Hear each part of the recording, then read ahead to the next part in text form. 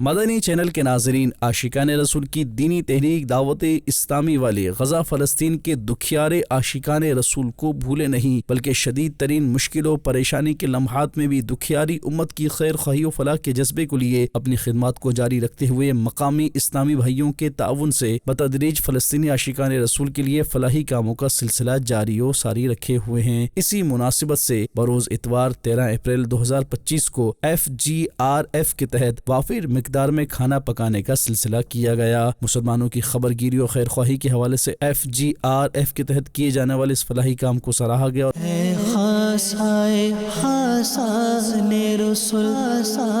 وقت دعا ہے مجھے تیری آ کے تیری عجب وقت پڑا ہے۔